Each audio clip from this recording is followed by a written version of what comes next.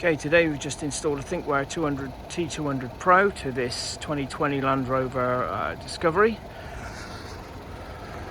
The camera itself is mounted at the top. If I go around this side, open the door up. We have the camera itself, okay, which is mounted up there. The three cables are the two on the left is the GPS, which is there, the rear cam, and obviously the incoming power supply. Okay, there is no other way of making that more tidy than that because of the number of cables coming out. We don't want it right up the top. You think, oh, why don't you just put it up the top? Because it needs to be in the swept area of the windscreen.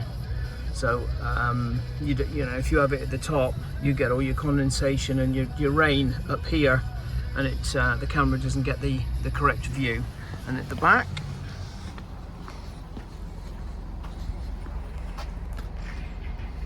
open the door. I do not want to be showing the number plate. We have the rear camera, okay, with its own special bracket. We make these by hand for each individual vehicle, so it's all neat and tidy.